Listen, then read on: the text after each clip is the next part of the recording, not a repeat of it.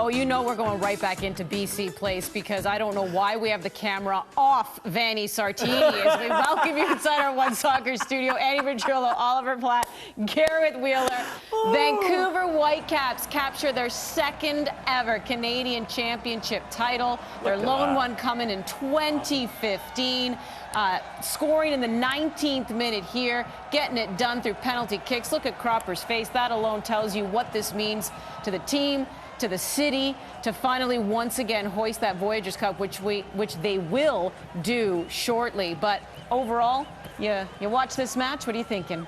I'm thinking well done Vancouver tonight. Well done Vancouver Whitecaps, the team, who I think have made a big statement here, and you can see what it means to this group. And I think it'll be a big step forwards, not just the on-pitch accomplishment, but in the off-pitch sense as well. You know, these are moments that bring teams together, and you can see that right now happening on this pitch before our eyes. I thought the team showed a lot of character in different moments tonight to win this final. But well done to Vancouver, the city, and the club as well, because this crowd is fantastic tonight, and they worked hard to get that crowd with all the promotions they ran, the way they boosted this game and made sure they packed that place out.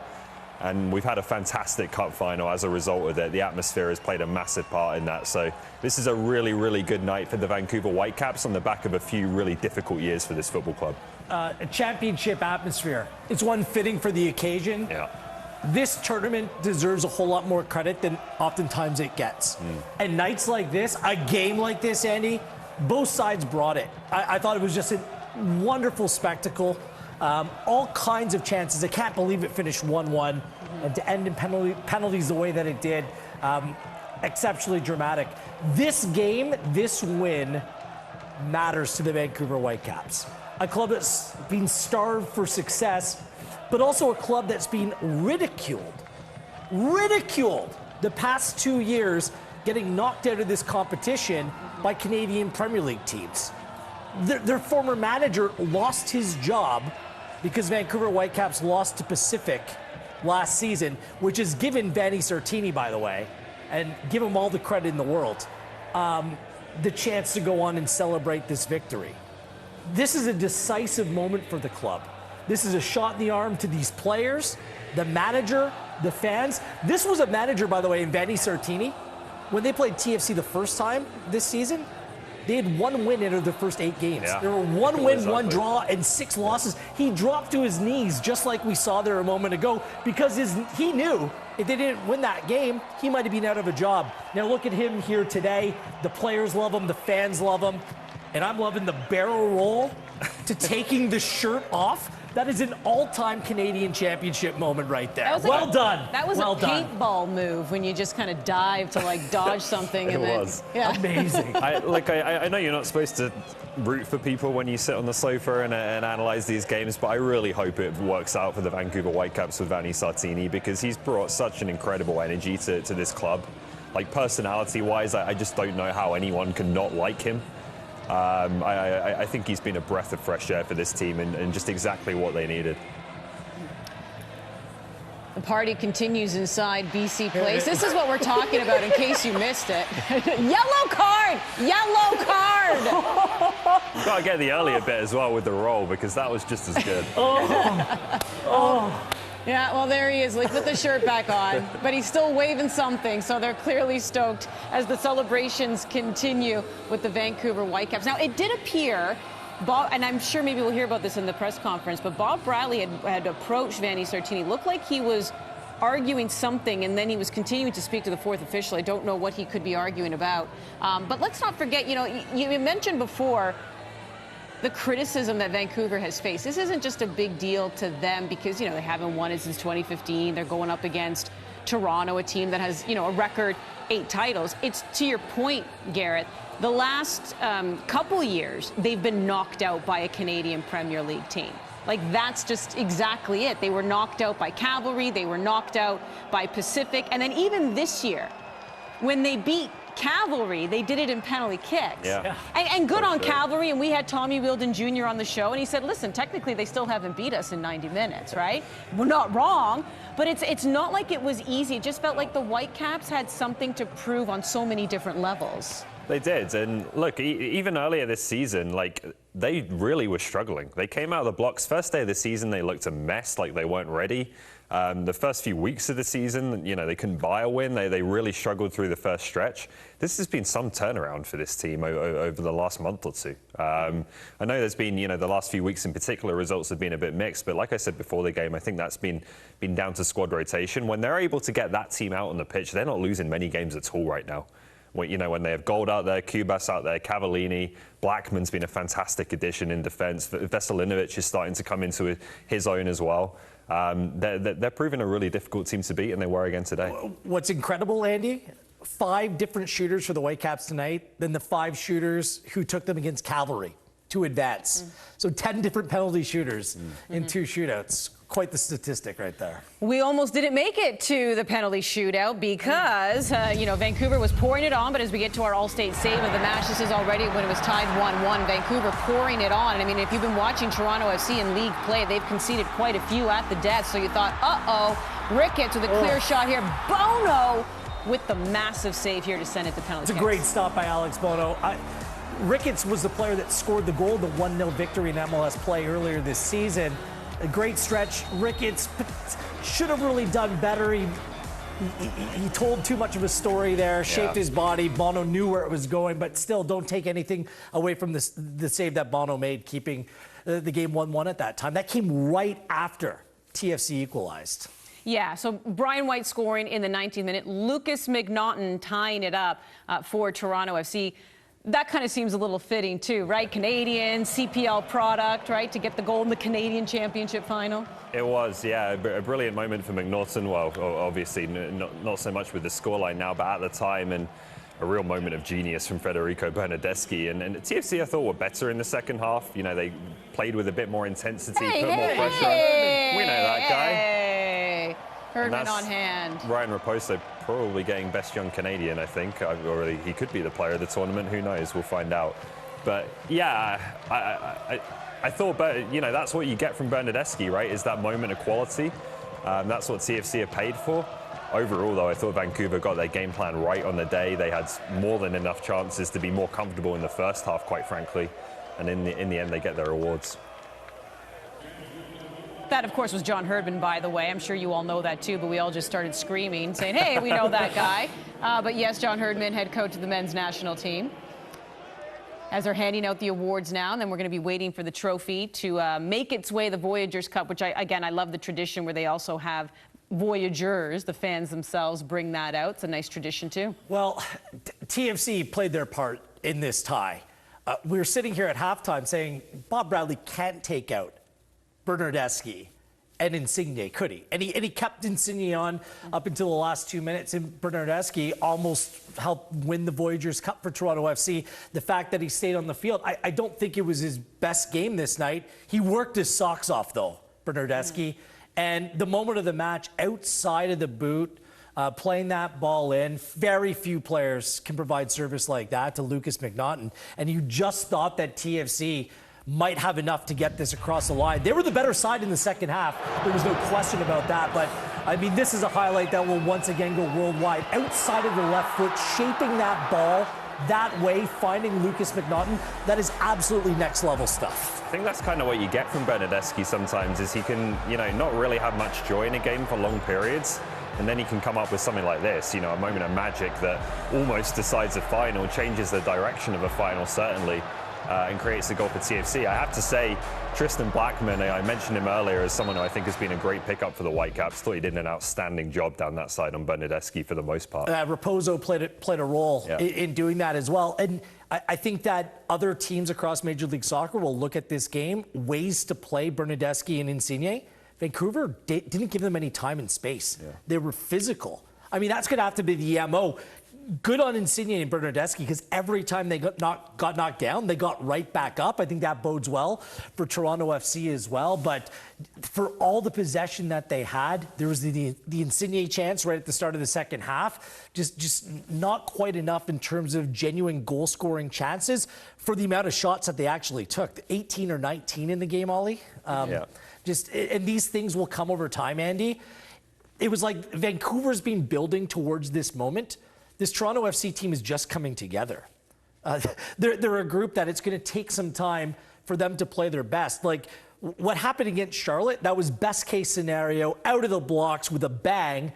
But really, it's going to take some time for Bob Bradley to bring out the best of this team. And certainly Mark-Anthony Kaye not playing tonight was a significant miss. It was. But again, credit to Vancouver for approaching it. Wheels mentioned it in exactly the right way. Yeah. First minute, Insigne got the ball. Jake Nowinski had no chance of getting the ball off him. Just gave him a little push. Yep. No reason whatsoever. But that was clearly the instruction from Vanni Sartini from the off. Bernardeschi gets the ball, Insigne gets the ball, physical, get at them, make them uncomfortable. They're not fit. They're probably a bit worried about getting injured at this stage. Be physical and make them uncomfortable. Raposo is, in fact, the under-21 player here at the tournament. I'm just watching right now another off-screen. I can see them getting their medals, but I want to show you the first goal first before we see the trophy get lifted. And this, of course, is Brian Wright in the 19th minute. And we saw this. This was off of a corner kick, but we did see them many chances here, Ollie, just creating speed and just attacking right in front of goal. Yeah, a lot of chances off of counter-attacks, transitions. This one comes off a set piece. Not particularly well defended by Toronto FC. Vancouver have 3 bites to the apple here to get this ball in the box, but it's a real moment of quality. Look, as good as Bernardeschi's ball was, that from Ryan Gould's. Difficult ball to control when it bounces at you like that.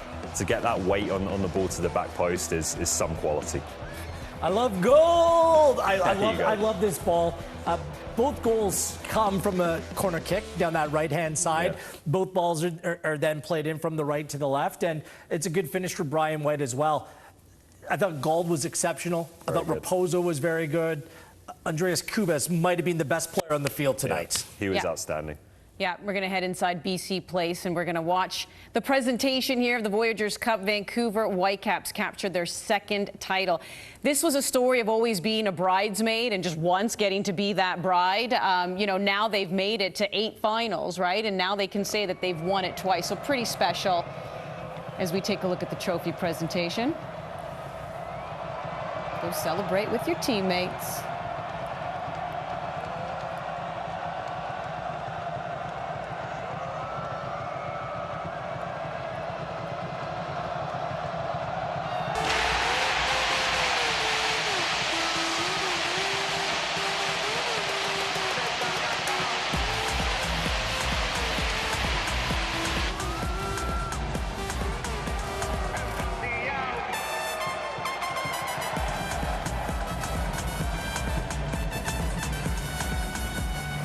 Great moment for Vancouver. And I have to say, I'm a huge fan of when the home team wins at home. There is just something so special about that. I mean, obviously, if you're the visiting side, you want to win. It is what it is, but it always feels cavernous.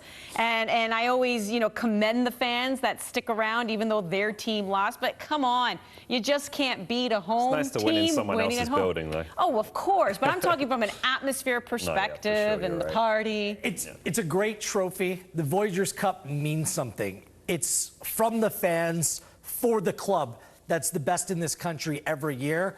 It matters most, and I hope that the Vancouver Whitecaps, share it with their supporters tonight. They were great. The atmosphere was outstanding, and let's see if this kind of ignites something the rest of the season for the Vancouver Whitecaps. Like, MLS Western Conference is very, very difficult, but this team's on the ascendancy. They're getting better. They made some really smart additions. And they're built to compete now. They're going to be a very difficult out and pesky team to play in the run into the rest of the season. So this one taking penalty kicks to decide it all, and it looked like each one took a very similar shot, but this is the 3rd round, and this was the miss that did Toronto FC in. I can't tell if also Cropper got a bit of a hand on it, but either way, it hits the post, and then Bono unable to make any saves here. Bernardeschi just smooth and making that shot count. And then, of course, there you go, being crowned champions. Yeah, I thought it was a fitting group of penalty takers for Vancouver when you look at it. Gold, White, Gressel, Kubas, Blackman. These are the guys they're going to build this team around. There you go. I've wanted to see that again. Just keep playing it on loop. I'll never get tired of that. But yeah, like I said earlier, I thought there was just moments of real character and bravery from the Whitecaps tonight, and they're starting to bring in that kind of player. It's about quality for sure, and the quality's needed to go up, but it's also about character, about personalities.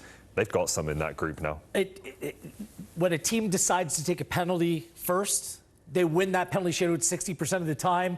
I turned to Ollie, I said double advantage because they were taking them in front of the Southsiders as well. So both skewed in Vancouver's favor, but really the shootout was turned upside down. Alex Bono got a piece of Julian Gressel's penalty and just didn't quite get enough. That ball went into the back of the net. Bono saves that. Perhaps it was a different story, but they put a ton of pressure on TFC. Looks like Osorio stepped up. He did that little hesitation, but he took it a little bit quick. I love when players just put it down, take a breath. Like there's an art, there's a skill to it. This isn't luck. And oftentimes your approach dictates whether you make or not. And I thought that every Whitecaps player, when they stood up to take that kick, they were composed. Blackman didn't hit his well. I thought the goalkeepers got off their line maybe a little bit too quick a couple times, both with Cropper and Bono. If he's just a little bit more patient, Blackman didn't hit it well. He's never taken a penalty before, but the fact that Bono moved too quickly allowed Blackman to seal the deal and win the Voyageurs Cup for the Whitecaps. Player of the tournament, this one goes to Vancouver's Ryan Gauld as well, who had himself quite the game. This guy's great. Yeah, he too was all over that attack here. So that's Earl Cochrane now delivering that one. John Herdman with the under-21. Earl Cochrane here, General Secretary for Canada Soccer, delivering this one.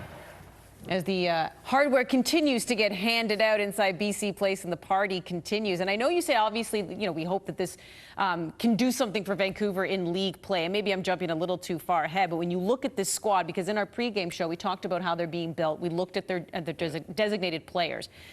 And I know we don't know the full competition just yet, but are you also now just curious, excited to see how they will do in CONCACAF Champions League? Yeah, obviously it's a long way off at this point, so we'll see what, I think they'll add to the squad further, certainly in this window and the next one as well. So, they could be in an even stronger position, but for sure, you want to see Canadian teams competing at the top level that they can compete at. And aside from a Club World Cup, which obviously the Champions League is a route into, that is the CONCACAF Champions League. And Canadian teams have a very strong record in it, actually, over the years. So that's definitely something, again, when you're just talking about building that culture around the Whitecaps, being able to test yourself against League MX sides, getting fans in the building for those big Champions League nights, it's all invaluable for the club. And we saw, we're fortunate to have the Scotiabank CONCACAF Champions League right here in One Soccer. That gap between League MX sides and MLS sides and everyone else in the competition, it's absolutely narrowed. And Vancouver gets that golden ticket into next year's competition before it expands. And we're going to have the benefit of seeing 3 Canadian teams, whether they're MLS or Canadian Premier League teams, then participate in that competition. So that's why this is such a setback for Toronto FC. You bring in all these big name players, you're hoping and you want to play in that major competition. For the Whitecaps, it complicates things. It's always more difficult to start your season playing in this competition, so their depth, their recruitment, all of these things will continue to be tested for the Whitecaps, which I think is a good thing. And let's hope their fans and everyone jumps on board. For the momentum on the field, Andy, we see the growth, we see the build, but it's off the field now. Those people that showed up tonight and made quite the atmosphere, they need to be there week in, week out. They need to regain the trust of their fan base, and I think they've started to do that here again tonight. Yeah, and to your point about Canadian teams doing well in CONCACAF Champions League, both Montreal and Toronto have made it to the final, unable to win, but they have made it to the final. Speaking of atmosphere, gaining the trust of their fans, here they are connecting after a big win.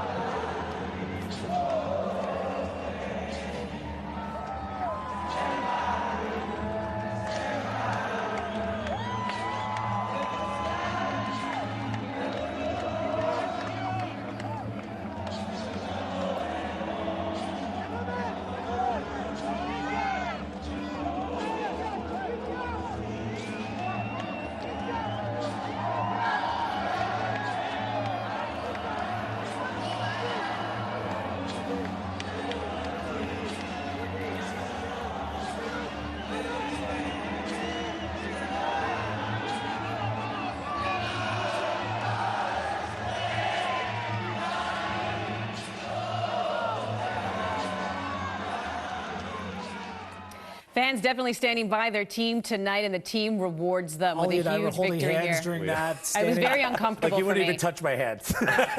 No. But a special night for sure. Once again, and it's just so special to see. We know that the last few years, everyone's been affected. The sports calendar has been affected. I mean, I just finished talking about Toronto FC winning the 2020 Canadian Championship in June. That's how messed up that schedule was. We also know a couple years ago, even though Montreal was the winner, Toronto ended up going and playing in CONCACAF Champions League. To see a Canadian Championship back to the normal schedule, playing in the preliminary rounds, the teams going through each phase, earning it, getting here, winning fair and square, right? Like that has to also just feel spectacular. Couldn't have said it better. Yeah, just seeing fans back in the stadiums, you know, all over the place, but particularly in our own country, obviously, and seeing moments like that, like we missed it, right? It's great to watch. I love the Stand By Me as well. That's great. Whitecaps deserved champions. I thought this year's competition was as good as it gets, and this competition continues to expand. I can't wait to see where it goes from here. Congratulations to the Vancouver Whitecaps on being crowned the 2022 Canadian champions, their second title. They are off to CONCACAF Champions League next season. They win on penalty kicks. On behalf of everyone here on One Soccer, thanks for watching. We'll see you next time.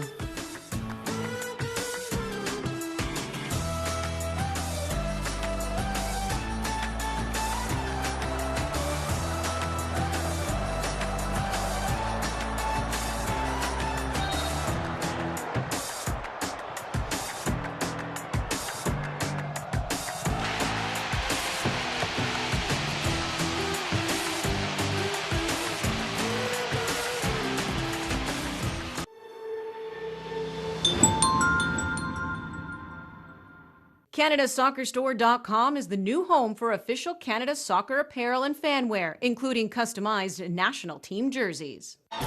Welcome to Allstate.